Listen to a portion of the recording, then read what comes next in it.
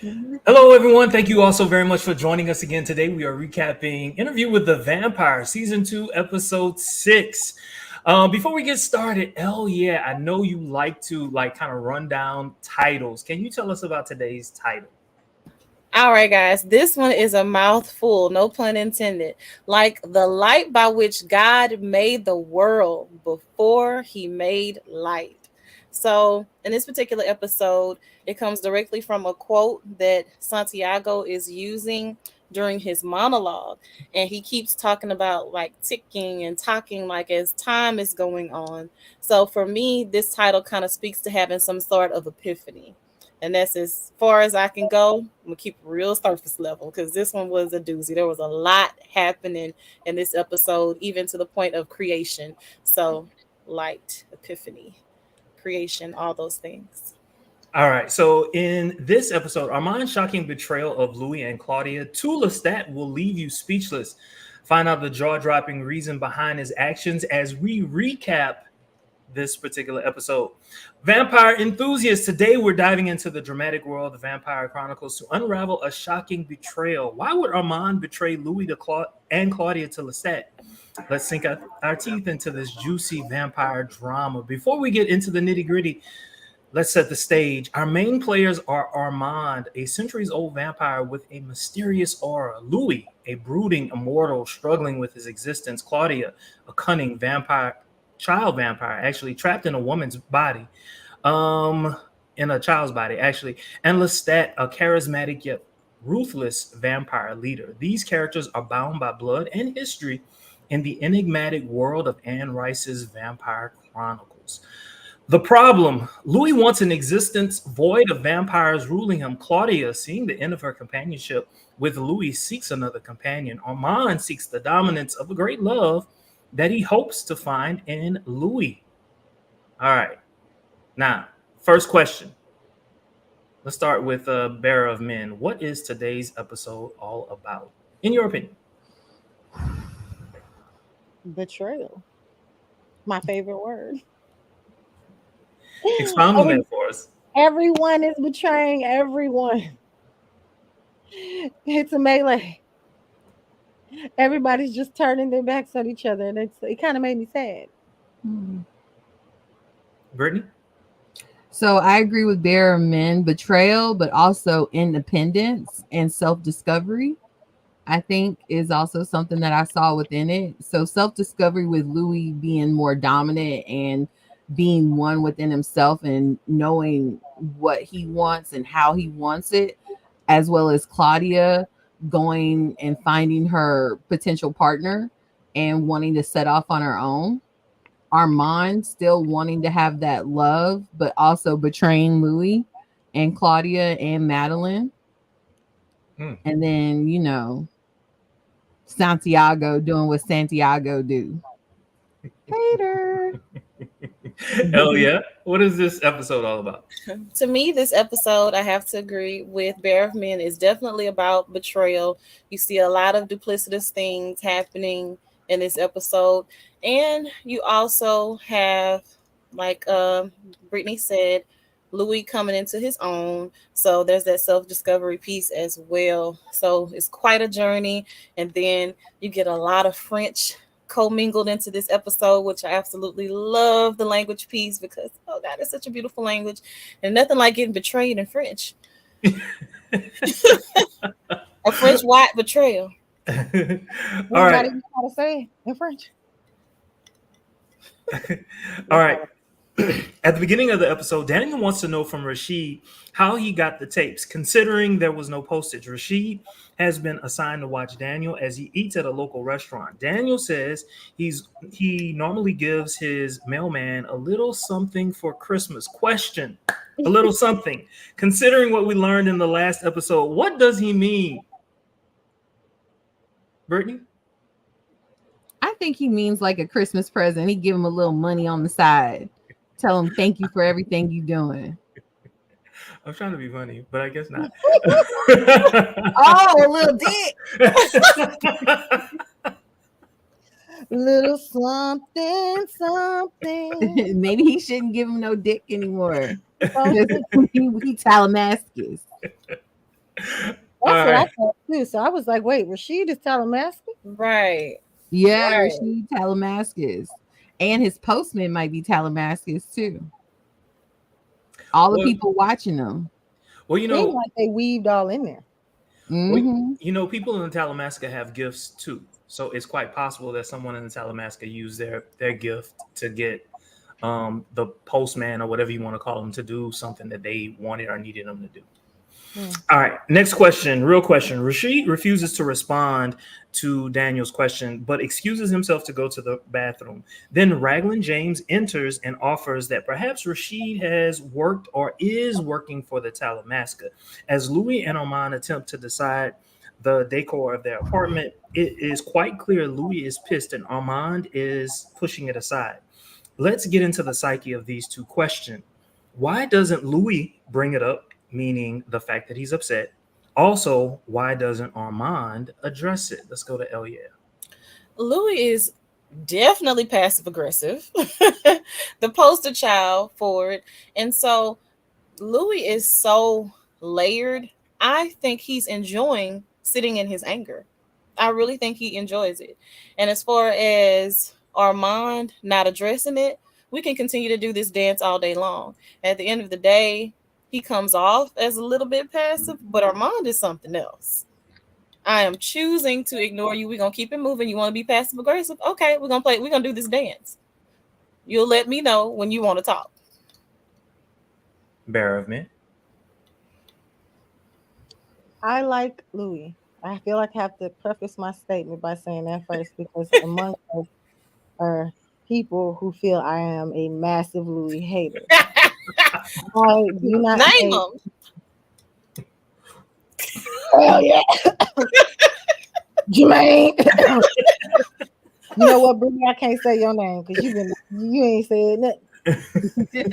Corey, I don't know where he at. But am I partial to Armand? Yes. I think that Louis is doing the same thing that he used to do when he was with Lestat. As soon as he feels wronged, he becomes the baby. And like, think about it. Think how old Armand is. Then how young, in retrospect, Louis is to him. He's having a tantrum. I mean, he knows he doesn't know what's really going on. He knows that. He knows his big asks of Armand that nobody else knows about. You know what I mean? But instead of just saying something, he's gonna stew about it. He's gonna throw that little tantrum, and I think it's the age difference between them. And I think that that's why Armand is like moving on. So you still think Brittany, your thoughts? fledgling. I Not doing agree with it. Elia and Bearer Men. So Louis is super passive aggressive, having a temper tantrum. On top of that, Armand is 500 years old and does not give a fuck. He's like, whatever. I've been there, done that, seen that. You gonna get over it and give me that dick later on, so it's fine. And what color drapes you want? What color do you want the drapes? Might Exactly. just might help the D out tonight. With all that rage. Take it out on me, baby. I ain't never been with somebody I've been in a long term relationship with, and when one of them get mad, you be sitting there acting like you don't know what's going on. Yeah. Because you like until they use their words, I'm not gonna do this. Until you use your put that on a shirt. Put that on a shirt. Until you Use your use words. your words, Words mean things. what's going on? I Okay. can't look. I can read your mind, but I don't care. But I don't care. But I don't care. Especially when you've been with somebody so long and they done did so much stuff. Think about all the stuff he probably has done. I'm not about to play with Louis. As much as he's cleaned up behind Louis. Come on now. All right. Next, Daniel continues to press Raglan about the Talamasca. Finally, Daniel asks if the Talamasca can protect him. Raglan says no, the Talamasca isn't good at doing that. Question. Upon hearing that, what use is the Talamasca to Daniel if they can't save his life? Let's go to Brittany. They really are of no value to him because they cannot save his life. The only thing the Talamascus can do is get his book published. Is basically what he was saying. He was like, look, we can't save you. We can't protect you. Rashid is just there to watch you, but he not gonna step in and help you out. Okay, just so you know. Rashid is here for the hand soap. He not here for nothing else. All right.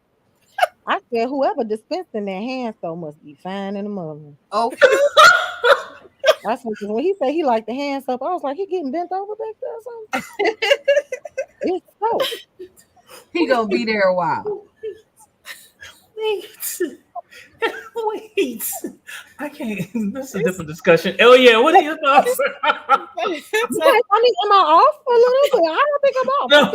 No, what I was thinking is that everybody on this show is supposed to be a bottom. I don't know if I want to watch this show. If everybody's a bottom, but hell yeah, They killed the one top. They killed him. They killed him dead.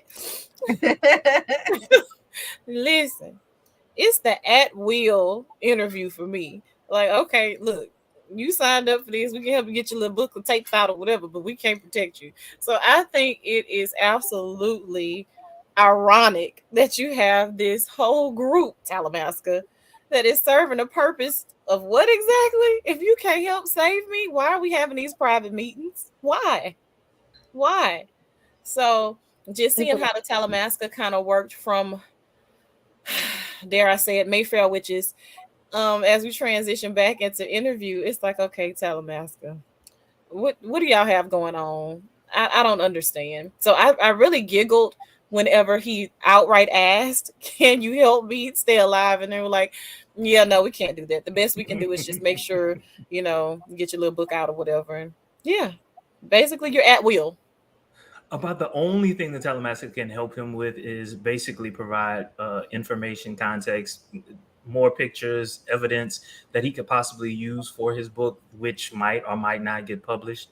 All right, next question.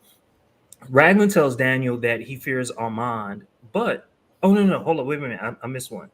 Daniel says that he wants to get out alive. Raglan reminds him that he really wants a book. Daniel confesses that he wants both. Understanding the power of these immortals, what could Daniel truly hope for? Let's go to Bear of Men first. You mean once he publishes his book and stays alive? Do you think he's going to remain alive? I don't think he's going to survive it. I think he pushes too hard. I think he pushes way too hard, but I think that he's still that guy that Louis met when he decided to write the first story. He wants not infamy. He wants to be famous. He wants to be like a great author. He wants to be respected. Like, what writer doesn't? He's still chasing that. I think if he gets it out there, that will make him immortal. Ooh, that's deep. Seriously. I like it. Brittany, thoughts? I agree. I think that he is going to die. And I do think he is going to die. And I do think his book is going to come out, though. And I think when his book comes out, they're going to come after him. And the Talamascus can't help him. So the only way he is going to be okay is to be the undead. Okay. So Raglan tells Daniel that he fears Armand, but that he should really fear the other one meaning Louis. This is interesting. In the books, Anne Rice went to great pains to show that Louis was a particularly weak vampire, far weaker than most of the other fledglings Lestat had created. Question: why should Daniel fear Louis over Armand? Let's go to Brittany first. Because he's unstable. At the end of the day, Louis is a great character, but he is very unstable. And if you ask the wrong question, if you ask the right question in the wrong way, he's going to react in a way that is going to be dangerous for anybody that is not immortal.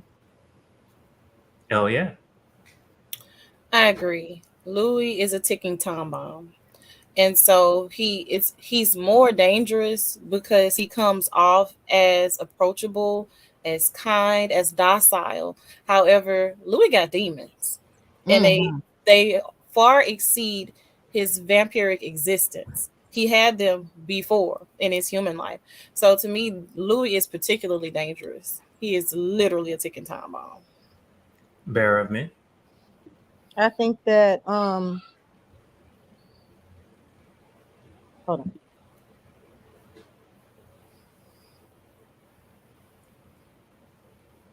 Awkward silence. I had to close my door. I think that I think you go pluck a man from the 20s, a black man from the 20s, who also had been harboring a secret that he's also, you know, at the time he was bisexual. Um, living and who loses, watches all his family go, and then he's still watching, living through racism, like undervalued in his talents. Yeah, he got problems. And I think that's what makes him, that's what's so cool about the fact that they made Louis black from the 20s. You know what I'm saying? And setting that time frame where everything was stacked up against him to probably better explain his like woe is me struggle. To be honest with you, I don't think that he was ever set up successfully to be a vampire. And then I also, to go deeper, I think that Lestat has made weak ones before, and then other people. It just seems like they all make themselves all over again. He went made Claudia. You know, he's impulsive, and she's impulsive. The woman that they created, impulsive. You know what I'm saying? So I don't know. Okay. All right. So for me, for my money, well, I want to talk about it a little bit later. All right. So at best, the Talamasker can help Daniel find a publisher who will actually print the book, whereas his publisher will only pay him, but it will be buried. It will be buried. The book will be buried. Raglan says everything will come out soon enough. The Talamasker believes it will be better that it comes out in a publication than government's question. The Talamasker, up until now, has tried to work in the shadows, even keeping the existence of supernaturals hidden. Why now does the Talamaska want their existence known, meaning the supernatural? The supernatural. Why now do they want their existence known? Let's go to El first. So I'm not entirely sure if I know why they would want to come out of the shadows now, other than clearly the evolving of time and everything is accessible. So it's kind of hard to stay hidden with the world that we're in now. So better us throw ourselves on the blade and expose ourselves rather than we come out on social media or something like that. So I can't think of any other reasons personally why they would want to do it now. Barrowman. Their numbers have grown. The numbers of vampires from 900 to what do you say, 1600? Yeah, and Mhm. counting, Mm-hmm. which means if they weren't making it like that before, why are you all of a sudden expanding so much now? You know, like what's to come? You think there's some Some, type of war coming? there's something that the Talamascus knows about, and they're like, man, we're gonna expose them, and we have to because people need to know they're out here. Because I think there's a sense of urgency to reveal what they got going on in some shape or form to whomever needs to know. Brittany. I agree with Bear Men. I think that it's a numbers thing. And I look at it kind of like the way True Blood was. So they're coming out. We're going to make it mainstream to be a vampire now because it's so many of y'all. So it's time to come out. It's time to show who you are. It's time. Y'all been hiding too long. Now it's time to come out. So we all watched Mayfair Witches, right? And I know we don't like to talk about Mayfair Witches because it was it was horrible. Awful. Okay. But when I think about Mayfair Witches, I think about the fact that it was if it wasn't the last episode, it was the second to last episode where we basically saw the Talamasca where they were kind of like pulling strings, right? And they kind of knew what was happening. They knew what the prophecies were. They had a hunch as to where things would happen, all the other good stuff. When I think about that, when I think about what's happening in this particular show, I think that going along what we learned in Mayfair Witches, I think that there's a power struggle within the Talamasca, and you have some people within the Talamasca who are trying to control powers all on their own. And so if the whole world knows about powers, then they would be free to use their own powers as well. That's just the way that I'm thinking. I have absolutely no proof, no evidence of that. That's just the way that I'm thinking. Okay.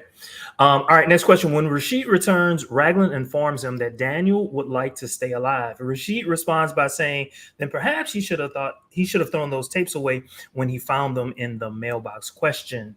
This goes to Bearer of Men first. What was Rashid communicating in that exchange? When he said he should have thrown them away, who said that? Rashid said that. He said that to whom? He was responding to Raglan James about Daniel. Oh, I think he was trying to say that he can't trust Daniel. Like, Daniel's gonna get us killed. Get me killed. No. So he's talking about Daniel, like, because Daniel was saying, hey, he wants to stay alive. He's telling that to Raglan, and then Rashid chimes in like, hey, well, you should have threw those tapes away when you got them in the mail about Daniel. Oh, he's saying like, you're not gonna stay alive. You're not gonna make it through this. You're not gonna make it through this. I didn't understand that exchange. Okay.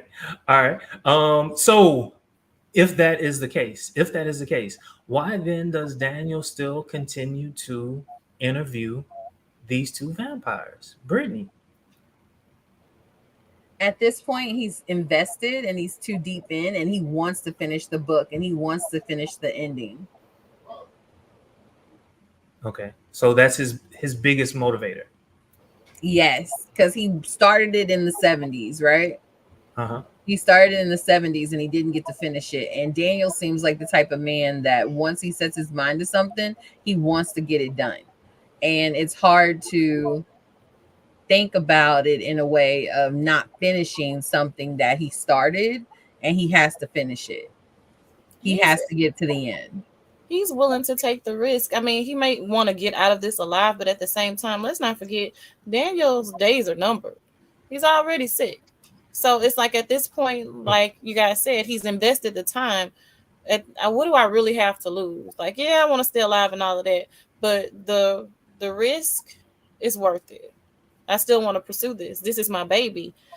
He's an artist. And he's sensitive about it. I'm sorry. I think he also wants to become a vampire. He's holding out hope. Okay. Yes. All right. So, Elia, do you want to tell us about the scene where Armand is, he's playing the director and he's watching Santiago in the play and everything that happens, and then what's actually happening that I was about to say, Rashid, that Armand doesn't know about? So that whole exchange was a lot to me. So that how they played it out, it was just so beautiful. Like, okay, we're able to read minds, we know that. So Armand is thinking he's keeping Santiago busy by nailing him to the stage and basically kissing his behind, like, oh, you're doing so great and all of these things, so he can keep an eye on him. All the while, basically, Santiago has his minions out doing his dirty work, trying to find out, okay, where is Lestat? When was the last time anyone heard from him? In the meanwhile, he's doing a whole fucking monologue. Okay, genius as an actor. Okay, so we know within the show, he's this apex predator, so they have all these powers. But as an actor, to be able to pull that off the way that he did was absolutely beautiful to watch. So Matra thinks that he has one up on Santiago, but Santiago is 15 steps ahead and delivers a beautiful monologue. Mhm. Yeah. So when the two vampires actually talk to I don't know if it's an accountant or a lawyer or whatever it is, Roger, right? When they talked to Roger, how long had it been since the last time? Do y'all remember in this episode? How long had it been since Roger had actually talked to Lestat? Early 1940. February 1940. All right. And so I know that World War II ended in 45. We've learned that it's been at least a year, maybe even 2 years. So we're talking about 6, 7 years, possibly 6 or 7 years that Roger has heard from Lestat. All right. So I just want everybody to keep that in mind. Daniel then asked the question of the hour. Why hadn't Armand read their minds? Armand said it was because he was in love. Louis said Armand had become lazy. What Mm. are we? What are we to believe? I Let's think it's a go. little bit of both. Explain. I think that Armand was really in love with Louis, or what he thinks is love, which I feel like is more infatuation and control. But at the same time, he also was lazy because he was tired of being maitre and he was over it. All he wanted to do was be in the bed with Louis and get dick down and read books and go to the cafe and smoke their cigs and drink their coffee. Okay? Face He was down in the casket, ass face up. down, ass up in a casket. That's all he wanted to do. Cry, baby. Okay? He was tired of this damn coven shit. Okay? He was tired of Santiago, Sam, and all they bullshit and all this complaining and all this whining. All he wanted to do was be with his man. Pyramid. I'm denouncing being a coven leader for you, Louis. First of all, he did it for Lestat. I Mm, think he's been looking for, like, as long as he's been in power, how long has he wanted it? never. Not never, not once. He hasn't wanted to be in control of Miserable. people. They don't listen. Yeah. He has to manage a whole coven. He always Ooh, got to keep an eye on them. He sound always like got, teaching. or being a, or even probably being a principal. How many grown ups you know don't listen? Don't call out on Monday. 5 people called out. These motherfuckers don't listen. You know what I'm saying? Like, I mean, I am a person that has watched human behavior too and have shirked responsibilities for the same reason. Because it's like, well, this ain't gonna do nothing but piss me off. Don't nobody listen. I think he was like, you know what? I think he also he it was both. He was in love. He'd rather be getting piped down, and he was exhausted with trying to manage in a world that keeps changing. And is every vampire who changes and does something different, is are they all wrong? Don't they all do it?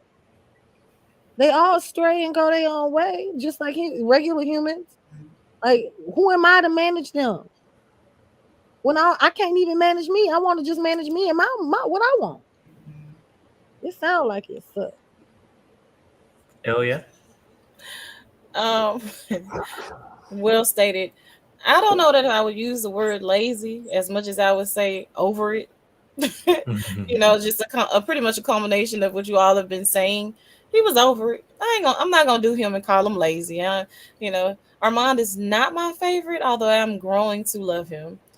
Wouldn't call him lazy. Definitely in love, so a little bit jaded at times, but certainly not lazy. All right. Next question. So suspicious. Armand asks Rashid if he and Daniel talked to anyone else while they were at the restaurant. Rashid said just the chef. The first time I watched this, I was confused by Armand's questions and accusations, but then later it hit me. Question. This goes to Brittany first. Was Armand displaying for Daniel the limits to his power? So I'm not sure about that, because what I noticed was that after Daniel asked a specific question, I don't remember what that question was, but Daniel had asked a question. And at that moment, something piqued Armand's interest. And he was like, wait a minute, something's going on. Did you go talk to somebody else? What's happening here right now? Because I think you've been talking to people. So I wasn't sure if he could smell them on him or if he like could hear, like could see Daniel's thoughts, because Daniel can't hide his thoughts. So I wasn't sure what happened exactly, but Armand has a sense that something is not right. Berriman. I agree with Brittany. I think that, let's be honest, he already knows. He just really wants to know, what's your end game, Daniel? What do you want? Why are you here? But I understand why you're going there. That's where we send you to eat. But why are you even putting yourself at risk if you know I said I'm gonna kill you? Like, I'm gonna kill you. Like, so what's your game? And then you're gonna sit in my face and lie. I can read and control minds. I can get in your head from long distances. Like, That's what do right. you do? He doesn't even rest the same way Louis does. He can be out in the daytime. Oh So yeah. what are you talking about? How do you even know he wasn't there, lurking somewhere? Oh, Yes. Well, other Definitely. than the fact that he and Louis were talking. Oh yeah, true. Oh yeah. Just watching Santiago and what he was able to do, and yes, I am going back there. This is Armand. So I don't think it was a display of limitations as much as it was like a chin check, or just to kind of see if your feathers are gonna get ruffled simply by even asking a question. Were you left alone at any point by Rashid? Just to get a reaction. I am certain that Armand knows what's up. Okay. All right. I All right. wonder if he told Louis. For what? Okay. All right. Oh yeah. Madeline, Claudia's dressmaker, was attacked by local Parisians as another local businessman looked on without involving himself. Like a white knight, Claudia saved her by killing the trio, drinking the blood of one as Madeline looks on. Question: how did Claudia think she could get away with not killing Madeline? Oh, Claudia is in love. She is heavily in love with Madeline. So after she does this grand gesture by killing these thugs, I'm gonna call them, she decides like, hey, we go together. Um, so Like since I tea? revealed myself to you, we go together, and it's me and you, baby. How you want this to go down? I got an idea. I know somebody who could do it for you, and so it's gonna be weird at first, but we're gonna be good, and we're gonna live out our days. So seriously, Claudia saw her opening. I'm tired of being the plus one, the baby. I want someone as well. So that was in essence her her door open, her golden ticket to having someone for herself. Mm-hmm. Bear of men. Accepts her as she is, by the way. I think Claudia really moved in a protective way. I don't think that she just knew it was gonna fall into some love stuff on the other person's behalf. That's just like the risk you run. But she knew she felt something enough to protect her. She she hurt some people. You know what I mean? And devoured the other. And she told her, she was like, I can get rid of the bodies. I gotta clean up. I got to help, but you got to act right now. That's good. That's good. That's good. Brittany. If you don't chill out, I might have to eat your ass too. You know what I'm talking about? I'll get this little frame twisted. I am still hungry. That's right. So I mean, think she was able to not eat Madeline because, like Elia and Berriman were saying, that one, she loves her, and two, she acted right. She didn't do anything. She was still, she was chill. The only thing she did was say, hey, she was a little nervous and hesitant at first. Like, you're a vampire, right? Like, that's what you are, right? Like, you're eating blood. You're sucking blood right now. What's going on? And she's like, yes, I am a vampire. And then I like the way Madeline reacted. Madeline just sat back. She was like, okay. She chilled and was like, this is what's about to happen. All right, let's go. Thank you for saving me. Let's roll with this. Claudia, we're gonna talk about it later. Right. So, so I think Claudia was able to, at least in her mind, justify not killing Madeline, because she thought that she could convince Louis to convince Armand to change her. I think she had that much within herself to say, yeah, I have that much control still left in Louis to get Louis to do that.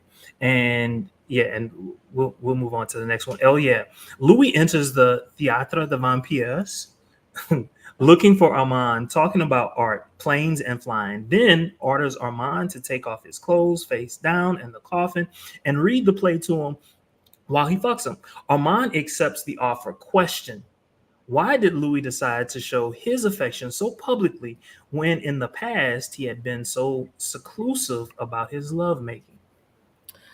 Louis was gonna want something. It's something Louis was gonna want something eventually, but at this point, to me, Louis is continuing to develop as a character. So he he always had edge. Let me be very clear, but he's becoming more and more aggressive and dominant as the episodes go along. So I don't know. To me, he's coming into his own as that dominant, just kind of top person or vampire anyway. So I don't know. I don't know. Brittany? I think that Louis was so enthralled with, you ever had that moment where you come and you tell the person that you love, let me tell you what I did today. I'm so excited. This and this and this happened. And then this and this and this and this. And these are my dreams and aspirations. And he's so caught up in the moment and he's so excited. And he was like, you know what? Let's fuck. That's what I think happened in that moment. Barrowman? I think he wanted to stick it to the coven. Explain. He up there blowing Armand back out. Everybody can hear it. He walk in all chipper on his art type shit, as he usually do, with his fake Chicago accent. You know. And what y'all gonna do about it? While I go upstairs and I blow Maitre blackout and leave and do whatever I please after I'm done. Because you saw how everybody else was looking like. And that's why they can't stand Louis. You just do whatever you want to do, huh? I think he was just sticking it to him, letting them know. And I do. And I'm going to continue to. Which I think only which was exactly why Santiago felt it absolutely necessary. Because I feel like Santiago must have had a thing for Maitre at one point. Well, they had sex in the past. See? So I think he just that alone is like, you didn't let me do none of this shit.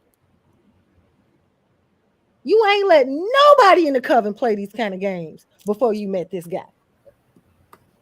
Santiago do be kind of loose lip though. He do get by with his little quips, but definitely not what Louis is doing. Absolutely not. I agree. But guess what? Even Santiago got a humbling from Louis' ass. And you know what Santiago sat there and did?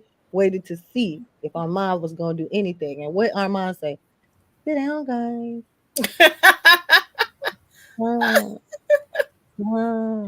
Does he like what Louis did? Pseudo chastising him. Because Santiago do think he runs shit. And at that moment, he didn't. So, of course, he let his boyfriend jerk him around a bit. Exactly. Okay. All right. So in the next scene, Madeline reads one of Claudia's diaries. In this one scene, there are two examples of how Claudia has been reckless. Was her faith in Louis doing? Y'all, I can't see. Was her faith in Louis doing what she wanted and thereby getting Armand to do what she wanted? So sure, that's the wrong question.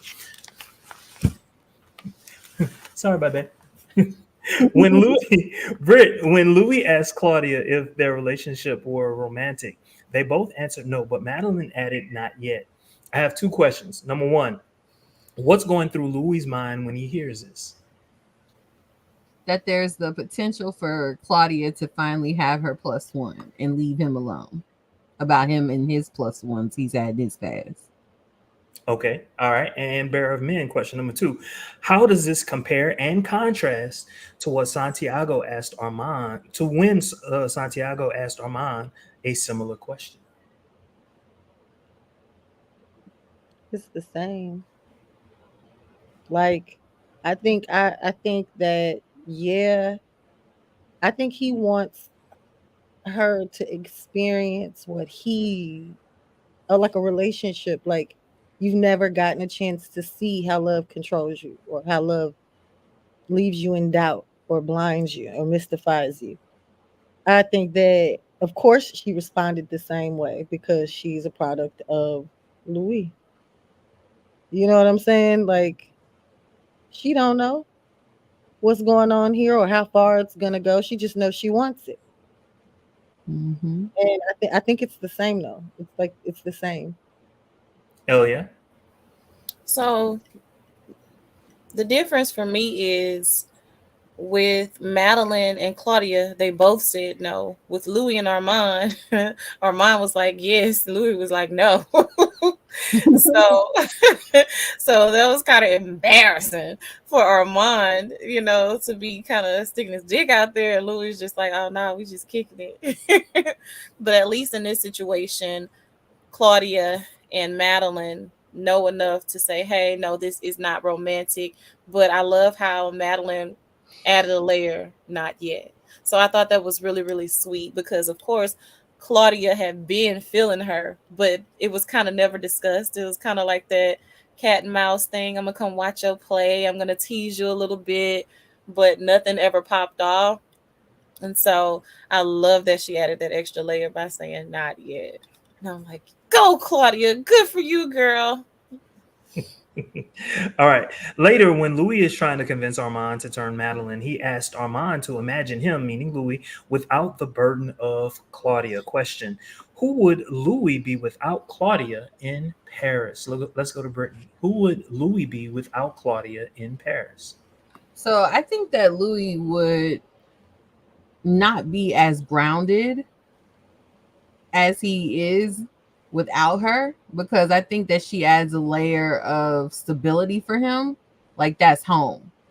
And without her there, it's kind of like he doesn't have that person that's been with him from the start. Not exactly from the start, but from the beginning of his vampire journey.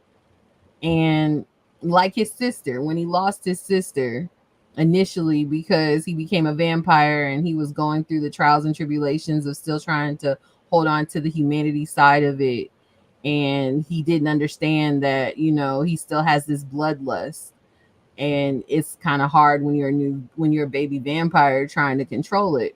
And so he missed that sister aspect, and that's what Claudia fulfilled for him. So without that, he wouldn't have that home-like feeling that he would have with her in Paris. Elliot?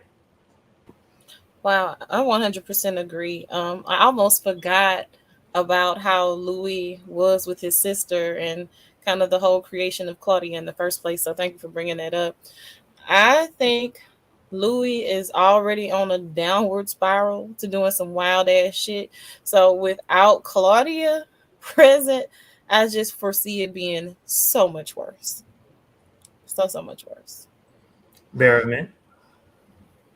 I think he's romanticizing the fact that he knows that Claudia is a distraction for him because he's always concerned about protecting her, being there for her, not leaving her out. But she isn't left out if she has a companion, if she has someone else to look out for her. Like, don't you want to see what it's like for me not to be worried about anybody but you and your needs? Like, wouldn't that be great? I think that's kind of the direction he was playing in. But I think he was lying. Even though he saw her as a sister, I don't think he ever really wanted to rid himself of her. I think he wanted the relief of her not judging his decisions, though. Okay. All right.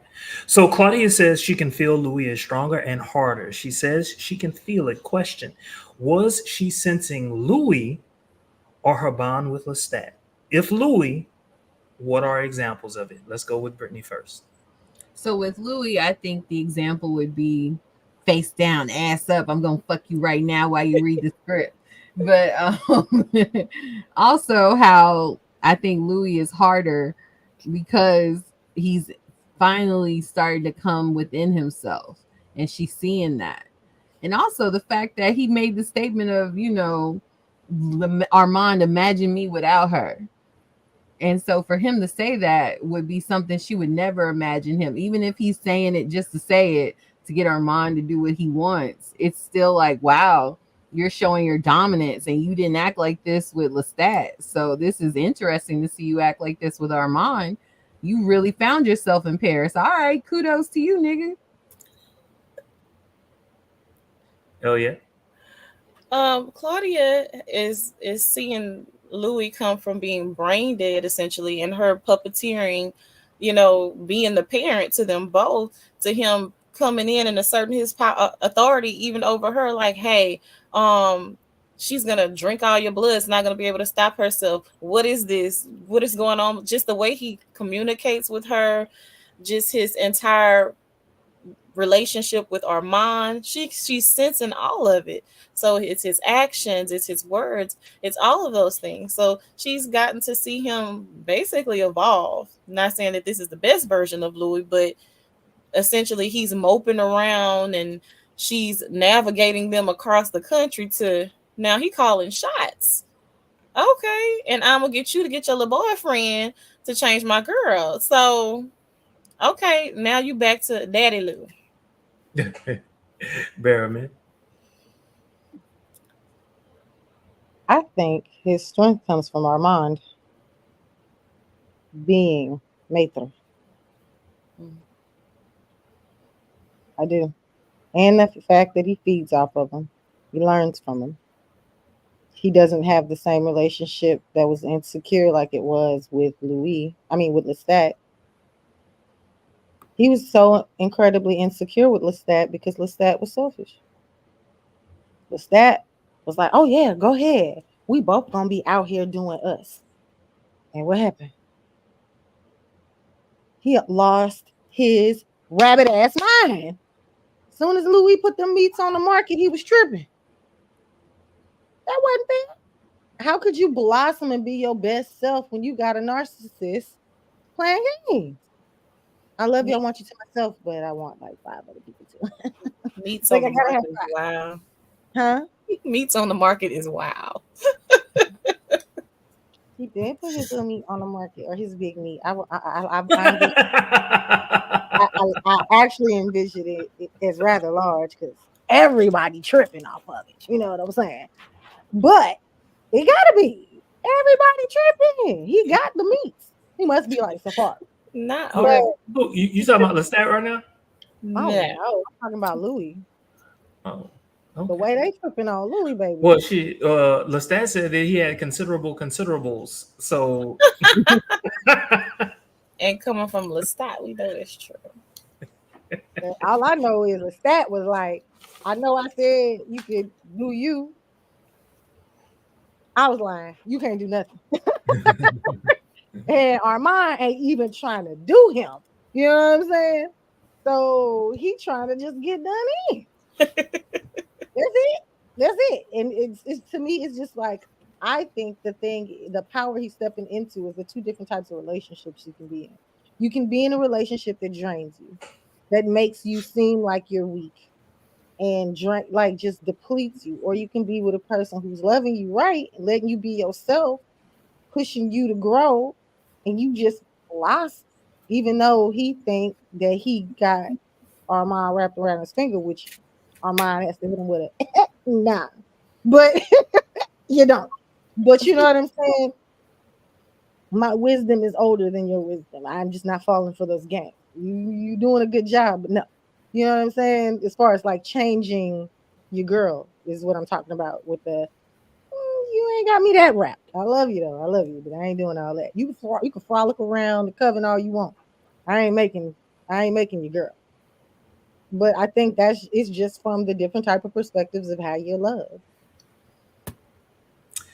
Well, I wasn't gonna say that, but I'm gonna leave it alone. I'm gonna go to the next question. Oh, All I right. wanted to know what you're about to say now. The way you said that.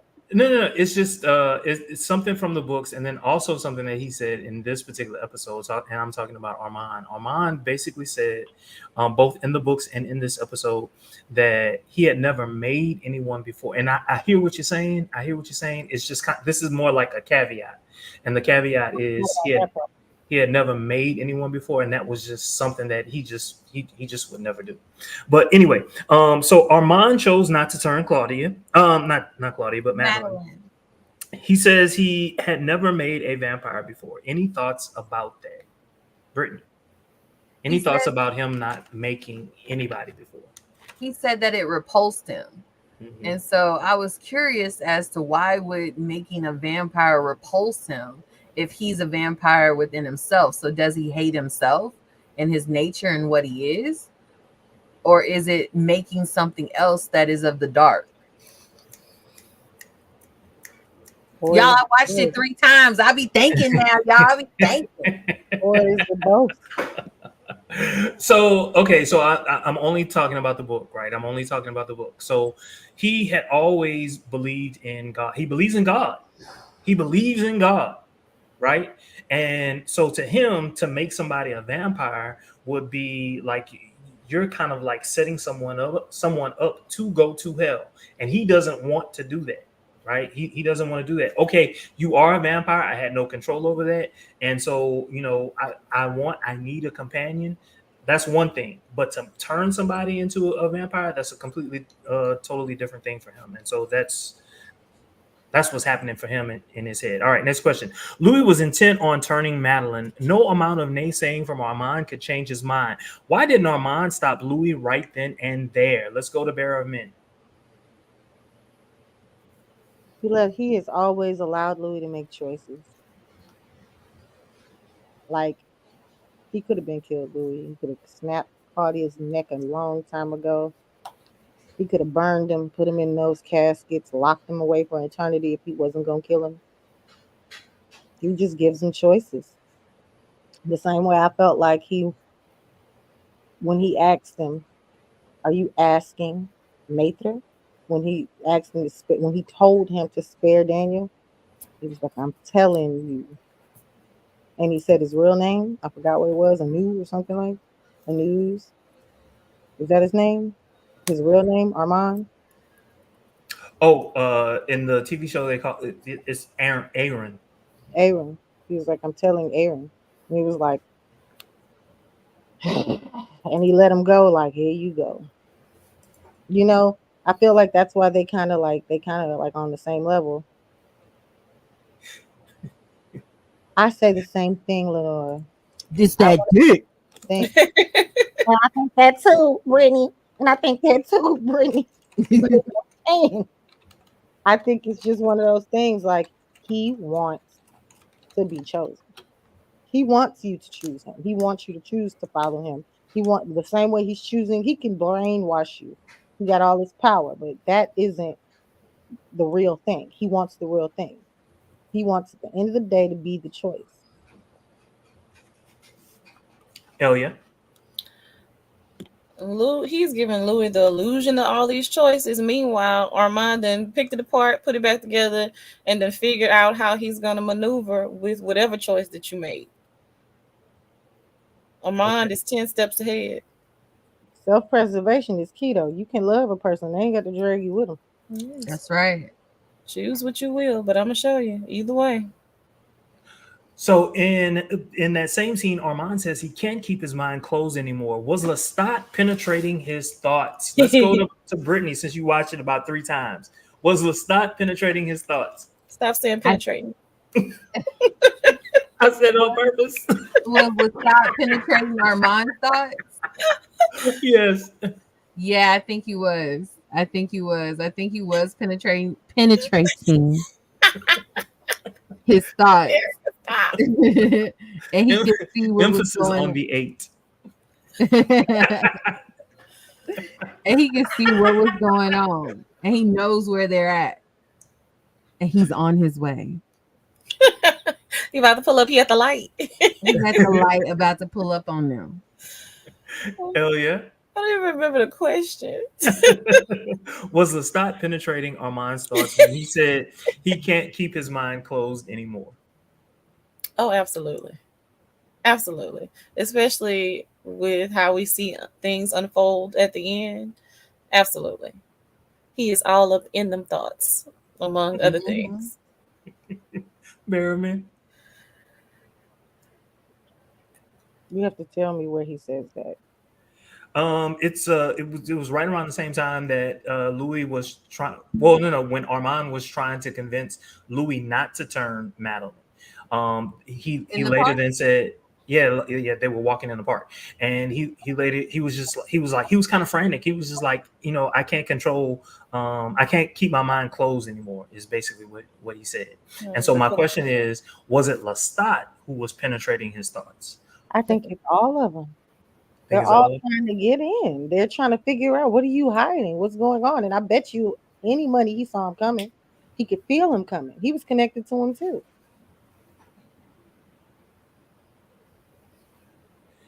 To make him? All right, Naya. Not a baby to save the relationship. All right. You see? He saved Claudia's with one. Saw how that ended. All right. So next question. Armand tells Louis he is angry for stealing his memories. Louis agrees. Armand says he has no right to because he, meaning Louis, asked him to do it. Armand says the greatest shame in his life was not San Francisco, but what comes later. Obviously, what happens in this episode. He says he's been trying to make up for it ever since, and Louis has forgiven him for it. Question. Has Louis truly forgiven him for it? Let's go to Elliot. Hell no. He has not forgiven him. No, he hasn't forgiven him because here we go. Classic damaged Louis. Passive aggressive. I'm going to go along to get along, pretend like everything's cool. And whenever you put the butter on the toast the wrong way, I'm turning up on your ass because I'm mad about the toast, but not really. It's because of that shit you pulled back in San Francisco and the shit you pulled in Paris. That's what I'm really mad about. So no, he hasn't forgiven him. Not at all. Bear of men. I'm just saying, forever's a long time, and you killed my right. I really don't know how long it's going to take me to get over that. Or you knew it was coming.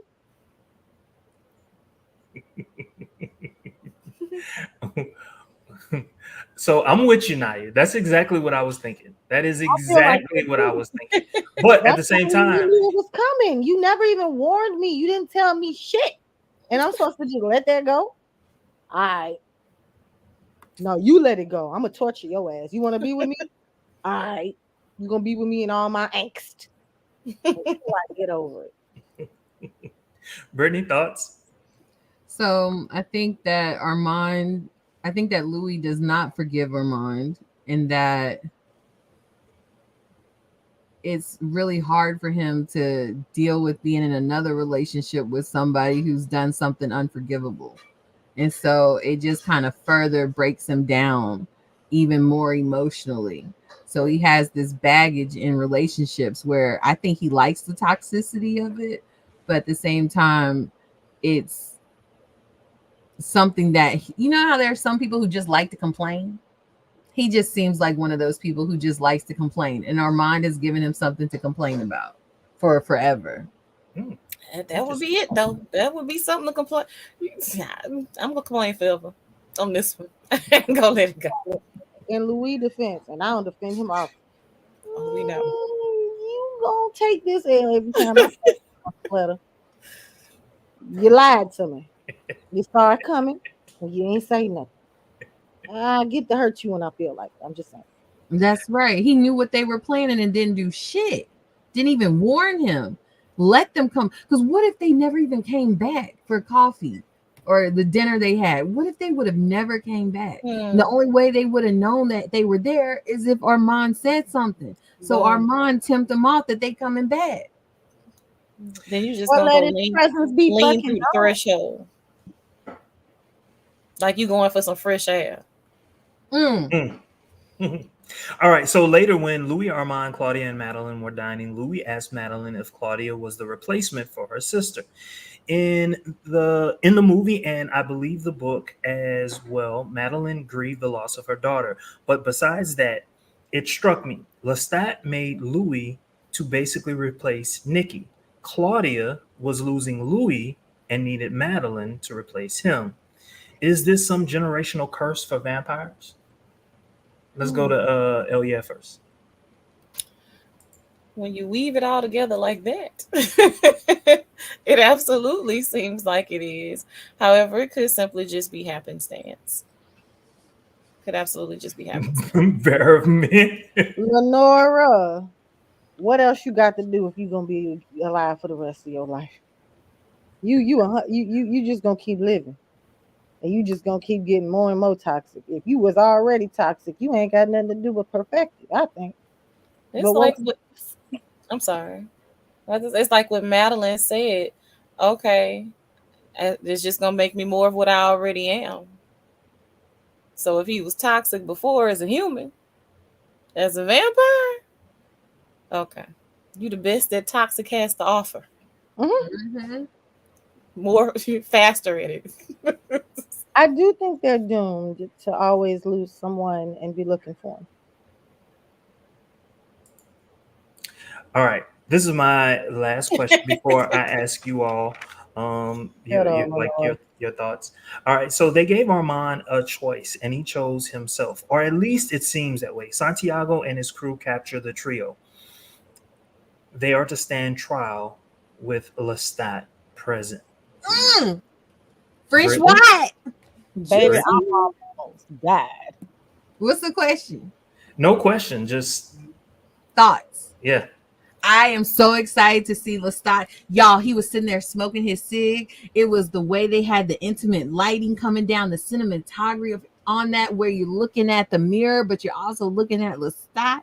And it's just classical Lestat. It was so just perfect. I loved every moment of it. Louis in the restaurant was going, artifacts of our creation, but stopped Maddie and she could feel him. Okay, so No, it please was just keep going. Keep going. it was just everything. I was just like, look at his chest, look at his hair flowing. He had the Beyonce wind going as he just sitting there waiting. He got 10 minutes left before he go on stage. He said, let me finish this cigarette before I see my ex-bae. Bitch. Like, that's who he tried to kill me and watch me come back for you. I Go I ahead. feel like he was casting those thoughts onto him. He'd been meddling in his head the whole time, making him think he was dead. I felt like you, some of my French white. You, you, you've been here all along, and I thought about how Lestat and Santiago are clearly cut from the same kind of cloth of sinister being. Mm-hmm. Like the fact that you brought him all the way up here to do this, genius, and I can't wait to see it. Ooh, I So can't you wait. so you think Santiago brought Lestat up to do that? Yes. Mhm. Yes. But how did he Interesting. communicate with him? That's what I was trying to figure out the whole time. How did they find Lestat? Because the lawyer didn't tell them how he communicates. Okay, so there's gonna be some difference between the books and this TV show, right? So the only Right. thing that I can do is I can basically tell you about the book. The book basically had it to where first off, Lestat was just roaming, right? He was compelled to go there, right? He was compelled to go there, but no one called for him. He was compelled to go. My thoughts at the time when I was reading it, it was just he wanted to see Louis. He just wanted to see him, right? Just to know that he was okay. He didn't want to do nothing to him. He just wanted to know that he was okay. Um, but according to the books, when he did show up, he wasn't 100% Lestat. He didn't have all of his powers. All right. So Naya says, Louis was bitter and was throwing shade at Madeline. He's jealous of Claudia because she found the love of her life while he lost his. That's why he said he didn't care if she left. Mm-mm. I could see that. So, but there's something to be said, right, about vampires, at least in Anne Rice's uh, universe of it. Vampires typically don't stay with their companions for very, very long, and of course, very long is 50 years. yeah. So let's let's just think about that. So Lenore says Lestat's going to get Louis just for even thinking about leaving him, and for Armand. The audacity of it all. The Although I audacity. think Lestat made his grand entrance to kill Claudia. Yeah, he can't stand his. He Can't stand that girl. He only made her for Louis, and he don't care how it's gonna hurt Louis because he ended up hurt in the long run. Yes. It was he wasn't supposed to make her no damn way, so he gonna unmake that mistake real quick. Yeah. Did y'all clock whenever Armand got mad at Claudia and called her Claudia de Leoncourt? Yup. Like, oh, he mad. Yeah. like no, that was the worst insult anybody could ever give. And Louis was like, no. Don't you bring that shit up. Don't you do that no more.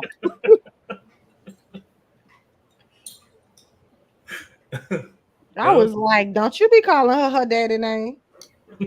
Okay. Ooh, I can't wait for the next episode. Me either. And the next episode is the last episode, y'all. Oh No. shit! I didn't know that. They just do 7. They just do 7 episodes. The number of completion. There you go. 7. Hey. That's it. Hey. They were all for that.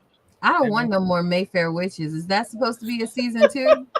Why you said it like they put extra black eyed peas on your plate? I don't want no more Mayfair Witches. I'm gonna throw them up. I don't want no more. They AMC they gotta have something else.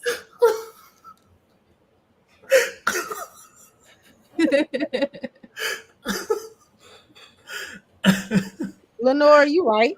I ain't signed up to be nobody peppy now. And Lestat did not, and he showed every bit of that. Oh, we get 8 episodes this season? Okay. Oh, yay! Okay. Even better.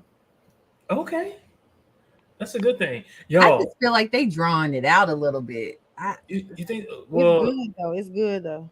I mean, I'm damn. even more excited to know that we have 2 more episodes left. If that is indeed the case, I'm more excited now because that the season finale is going to be like a cliffhanger for the next season.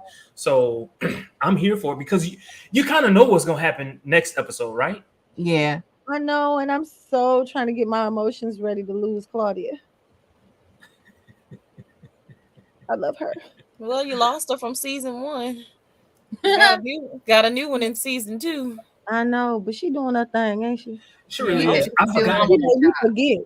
I forgot what the original actors looked like. It just so happened I looked at season 1 and I was like, oh, I was confused for a second. Like, who is? That's right. No, you didn't. No, because she's doing such a good job. She's She's phenomenal. doing really good. Absolutely phenomenal. Not Yeah, stepmother, he huh? evil stepmother. Yeah, he is. Oh, mean ass. I was like, she was a child at first. You ain't had to do it like you did in the first season. He just treated her little life. He did not sign up for that. I know, but damn. He knew her body and mind was young at one point. He didn't give a damn. He ain't give a fuck. He was like, come on, she's still just a kid right now, sir. Give her a couple years before you be harsh. Oh, yeah, Naya. That's what I said. Oh, yeah, Naya. I think he was showing his dominance not just to Armand, but yes, to the Coven as well. They wanted to kill him from the jump. Oh, yeah. Yeah, that's what Disrespectful. Santiago want his lick back anyway. You gonna run down there with your fake ass Chicago accent and grab me by my tongue and not in a good way? I'm gonna show you. What's a good way? What's a good way? I'm gonna tell you later. There's another way to grip it. Would I you know like to these talk about- things.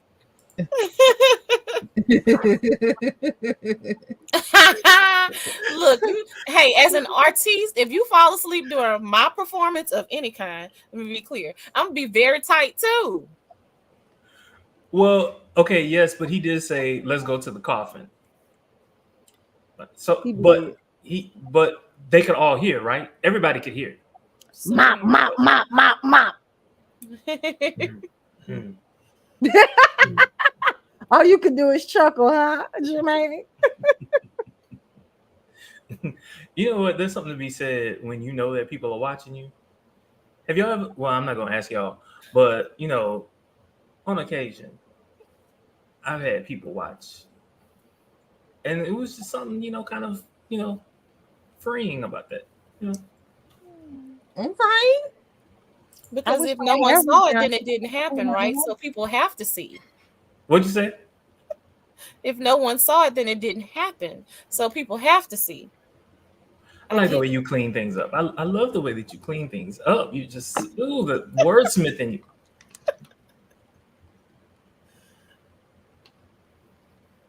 Oh, I see what you're saying there, Anaya. Yeah, that makes sense. That's probably why he didn't know he was there. You know what I wonder though? I also wonder whether or not Lestat was blocking himself from Louis. Like in other words, like making certain that Louis could not sense him. Of course. The epitome of a bad breakup. Let my throat get slit. Okay. Okay.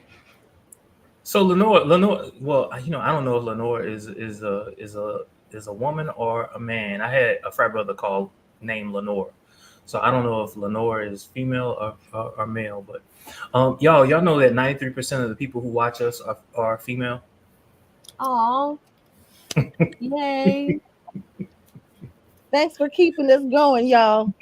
90% of the time, I'm female too. And 10%, I just don't know. I'm just playing. 100%. We have stars upon stars. I'm a lady. Are you Lady Lenora? I didn't want to say lady because some people get offended, so I said woman. So yes, Lenore, you are a lady.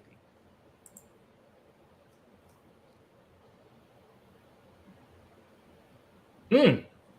Oh yeah, definitely. I need his participation.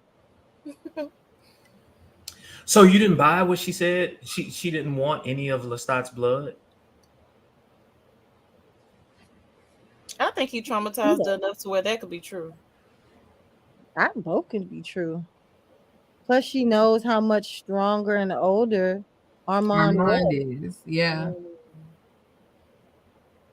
And they don't know that he drank Akasha's blood and somebody else. It was somebody else someone else's blood that he drank, meaning Lestat. Y'all, by the way, Lenore just went on ahead and subscribed to us. So thank you, Lenore, for subscribing. Thanks, you, lady. Lenora. Thank you. Thanks, lady. Lady Lenora. Yo, is there anything else that we didn't cover that we wanted to talk about?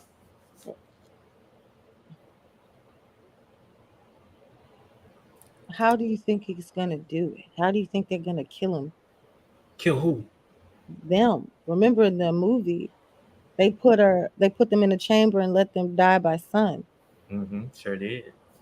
So What you're do they asking do? if they're gonna hold true to that? I don't know. Yeah. Or if they're gonna do it on the stage, since they set the scene up like instead of them killing humans on stage, this time a vampire trial that they think is a stage play. I think they're gonna set them on fire. And with because I thought, wait, this is the first time they're doing a matinee, right? So Correct. are they just gonna do it with the sunlight? Mm-hmm. Oh, that very interesting. I hadn't even thought about that.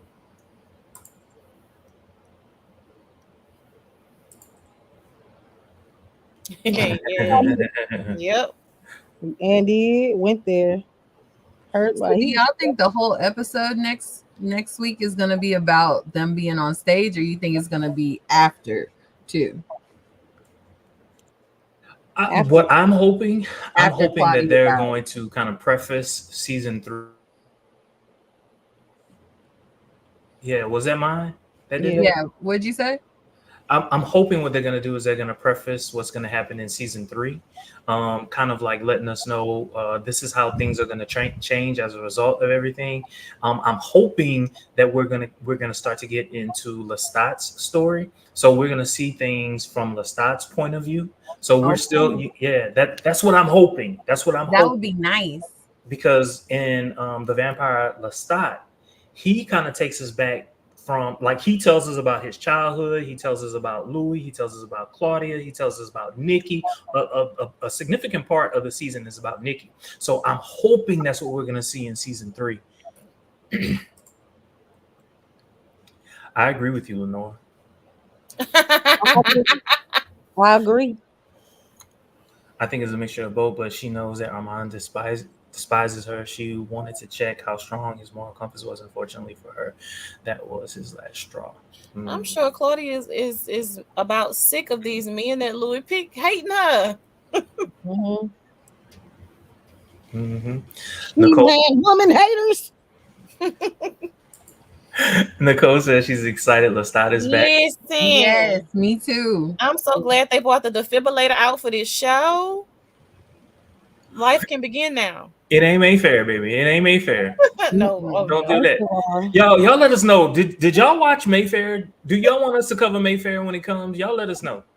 I'm gonna cover my face. Could you guys tell us other things you would like us to cover so we can keep you guys entertained? Well, rather cover the Baton Rouge news. I'm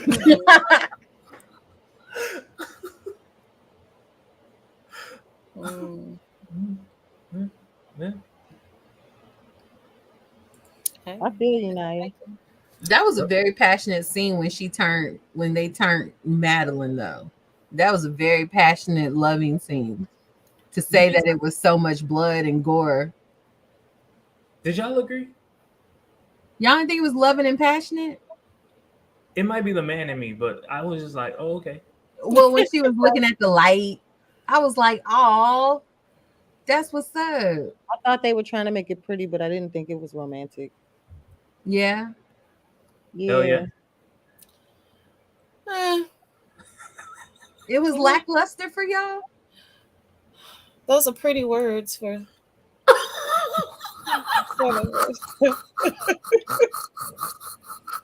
Tell you what.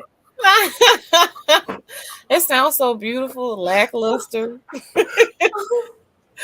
Knowing I know what it means, but it was okay. Could have had a V8.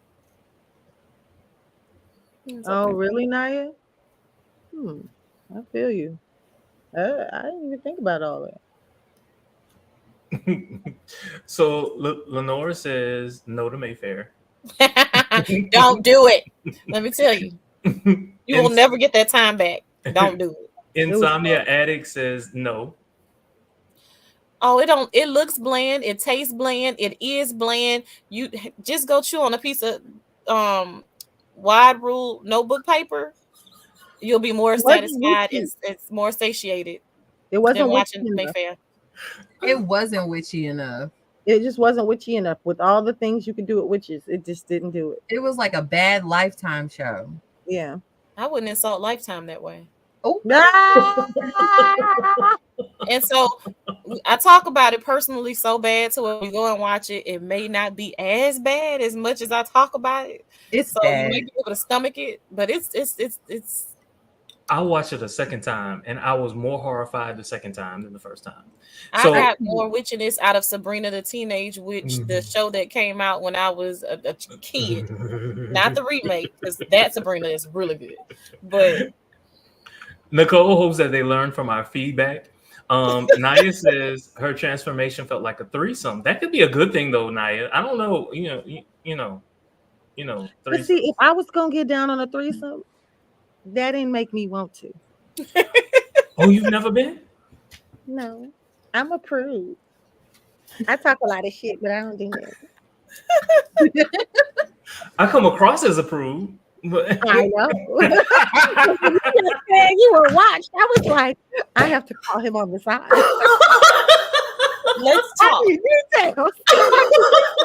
What made your mind go there? You're so excited. I'm so not.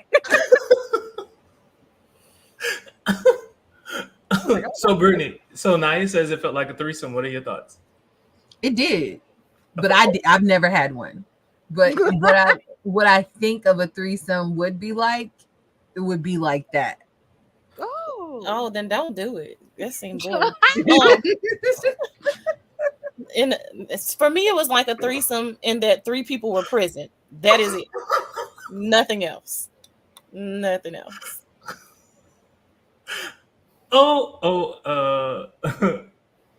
I like Madeline, but I've got to look at her with a little bit of side eye because Claudia I'm so still looks glad like somebody the said fact it. that she's looking at her that way. Oh, She was looking a little mature when she changed that hair to that curly hair. Lenore, I've been trying not to be the one to cast that ball of fire into the pit of lustiness. I was like, but if she's supposed to still look like a girl who barely got breasts, what you looking at? What is you looking at? that is very true. Well, yeah, I think the book would have made, like, had they kept her the same character as the book, it would have been even worse because Yeah. because you're thinking about your daughter as you're this is too much. It's too much. It's too much. So Naya says Claudia was supposed to be his redemption, and once he figured out that she wasn't living up to what he thought she was, he checked out. He asks if he really meant that, and he never responded. He did mean it. He meant to hurt Claudia's listening ears too. Because she's so ready to leave him. He was like, So Lenore says, I like Madeline, but I've got to look at her with a little bit of. Oh, I'm sorry. My bad. I never saw Mayfair Witches, but I do want to check it out though. You should when you want to go to sleep late at night. You should turn that on. or just drink it with a cup of coffee. You'll be able to count the tiles on your floor. Okay, Lenore. Okay, I'm with you. Lestat, Louis, and Armand. I'd like to see it. I'd like to see Is it. this going to be available on Pornhub? Personal request. That one I'd pay for. Nicole agrees. He meant it. He meant that shit. Yeah, that was weird. Well, you gotta understand, Madeline done been through some things. She done seen some things. I don't think there's any way for her not to be a weirdo. Done it all. Done it all. Yeah, she is a little bit of a weirdo. Because of how she was eating the fruit? It was like, yeah, I'm gonna be a monster, but I eat this because I'm a human. So what am I gonna eat when I'm a vampire? Yeah, will I enjoy it? It was just very weird. Well, she wasn't asking herself these questions. Armand messy ass was. And so I've only ever seen people eat grapefruit with a spoon. Me too. I don't know why I thought that was an apple. It was an apple. Oh, okay. So when she was eating it with a spoon, I was like, oh. Strange swirling it like it was ice cream. Yeah. You won't be bothered with biting into it, huh? Now, Lenore, why do you say that, Lenore? Why do you say that? I'm gonna need you to spell that out for us. Why do you say that? And Naya says, add Daniel to the threesome. So who would be part of the threesome, Naya? It would be Daniel, Louis, and Armand, or Daniel, Louis, and Lestat? The minute you reach 4, Naya, it's an orgy. Don't nobody want to see old Daniel in no threesome. You don't want to see them old maybe young Daniel, not old old gray Daniel, balls, not in that one. But you They know, got a saga, when they turn old, they drop. them dropping hanging balls. But at least they shake. Maybe back in the day, Daniel. Not these Daniel. Not Parkinson's Daniel. Y'all going to jail. Okay.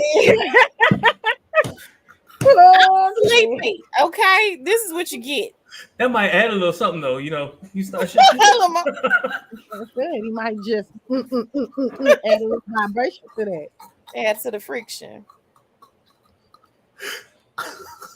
A little friction and nonfiction. I'm about to say with y'all.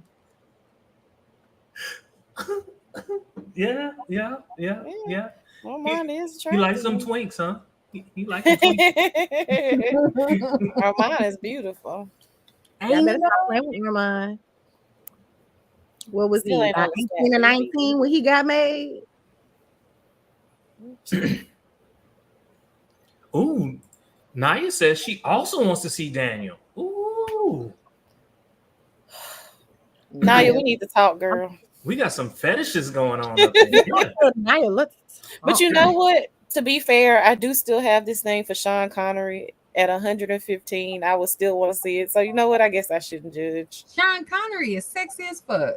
I thought he was dead, y'all. I thought so too. I wasn't gonna say Sean that. Connery Is? I thought so. Maybe he's not. Oh no. So Lenora says he was unhappy with Lestat, even though Lestat gave him everything. Unhappy with Armand, calling him the gremlin or the good nurse. Louis is just hopelessly depressed. Yes, I agree, Lenora. That's why he's starting to aggravate me as much as I love his ass. It's like, well, you just don't want to be happy. Check this out. Naya says Daniel was so nervous and flustered with Louis, said he could still have sex with Armand was out of the house. When Armand was out of the house. Okay.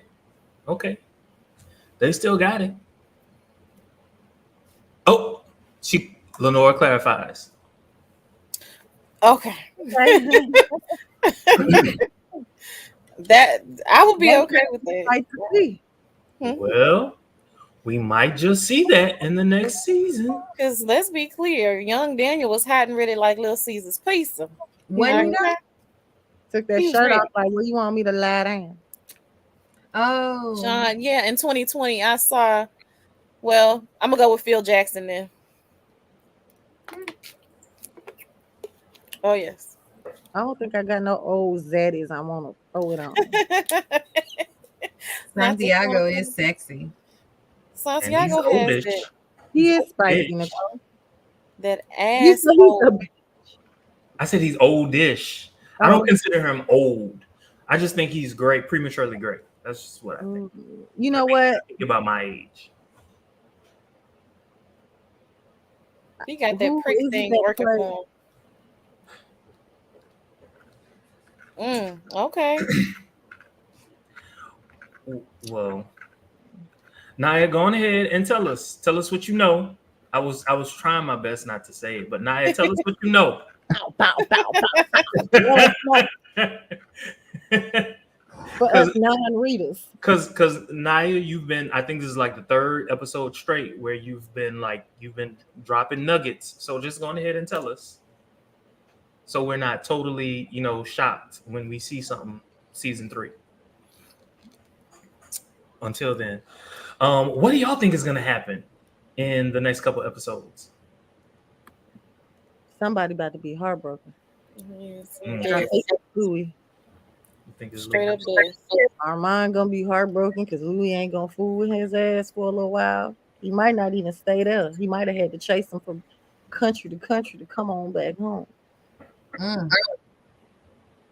I want to know what's going to happen with the Telemascus. They're getting a show. Oh, they are? Hey, you didn't know that? Yeah. AMC's picking it up as well. What'd you say? AMC's picking it up, the whole universe, right? Yeah. Oh, yes. It's been getting them ratings. They better. Yeah, I guess so. That's true. Now that they don't have wasn't Walking Dead anymore, right? Yeah, yeah. Y'all, did y'all know that seasons 2 ratings for Interview with a Vampire has dropped? It has. It has. And seasons 1 ratings of Interview were lower than Mayfair's. I remember me still feeling like that's stupid. I don't know how. I don't know Please how that's no. possible. People need to watch this show. I think it's because there's a whole lot of gay sex in it, and you know how people feel about that. Yeah, everybody isn't open-minded. I think we're gonna find out that Armand still hasn't been truthful about everything Oh he found yes. in Paris. I believe he's a part of the plot.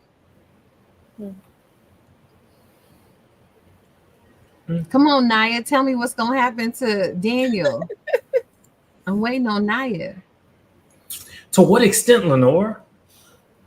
To what Hmm. extent? Like just show past episodes, or For season 3 out at one time. because 4 episodes at a time, like they did us with Bridgerton, which it because was great. Oh, Because- don't say it. I haven't watched it yet. because if they put it on Netflix, if they put this show on Netflix, this show is about to really blow up. Yeah. Agreed. 100%. Because it's so good. Speaking of Bridgerton, do y'all want us to cover Bridgerton? Bridgerton. Oh, y'all not ready for this British accent that I got. Oh, love, I can't wait to. Nah. It's absolutely extraordinary. Sweetheart, Hello. Darling. all night. I'll bring tea and crumpets on the show live. I've been waiting all night to use it.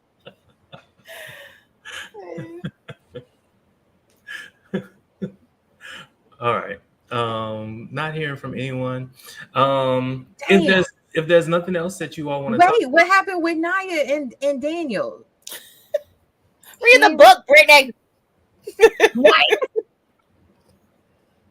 Okay. Okay. That'll be good for American audiences though. Yeah, Hopefully there's a Netflix lot of will- people who have heard about it. Yeah.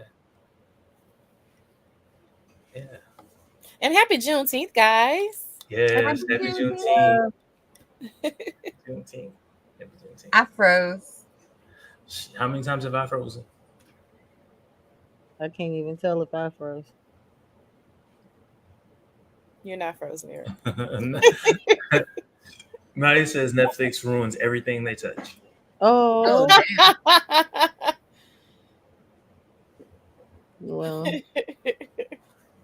I like your opinions. I like Naya.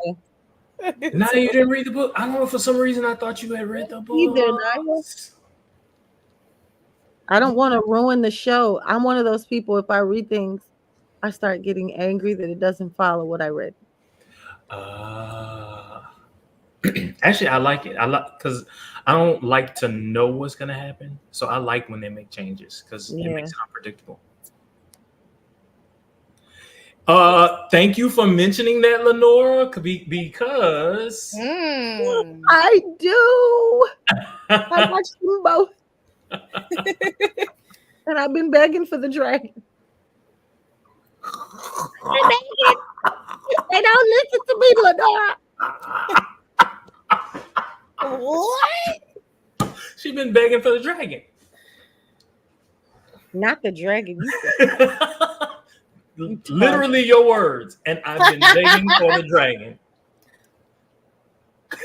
I'm gonna puff the magic dragon, love. So, Lenore, we have just started covering House of the Dragon. We're actually doing it with another podcaster, MCU's The Bleeding Edge. So we went live. When was that? Night before last, I believe it was. As soon as I get the footage from that, we're gonna stream it on our channel. But we are also going live on next Monday to cover episode 2. So you will have both episodes 1 and 2 covered by us, but it's us and another channel. We're doing it together. Okay. In terms of power, y'all, what do y'all want to do? We'll talk about it offline. But Okay. we'll see. We'll see. We'll see. Thank you for your suggestions, Lenora. Yes, yes. Thank you so much. Love it. Thank you Oh for Love it. thank you for finding us. This hurt, this hurt. my God. All Brittany, right, you're y'all. still frozen. Yep. My little Elsa and Anna. All right, y'all. Thank y'all so very much for joining us. Thank you for it was like at one point, like with all the numbers, like almost 30 people. You know, at different times. So thank you all so very much for joining us. We'll be back next week to cover episode 7, which I'm finding out will not be the season finale. So you got us for 2 more weeks to cover Interview with the Vampire. I love it. I don't know if we're gonna cover Mayfair Witches, but we will definitely cover the Talamaster. I won't be here. I'll give it a view once or twice to see if anything's better, and I'll let y'all know. Okay. Sure, no one will care, but I won't come. So we might cover it maybe 2 weeks afterwards. I'll be in the comments talking trash, but I won't be here. It might be better. It might be better. Hopefully, those 2 women not over it like they were this past year. Thanks for the live. Thank you. Thank you. Thank you. We've enjoyed your comments. Yes, it made it so much more exciting. I got stumbled up with everything. Like, wait, what they said? All right, y'all. Until next time, y'all have a good one. Don't forget to like, comment, and subscribe.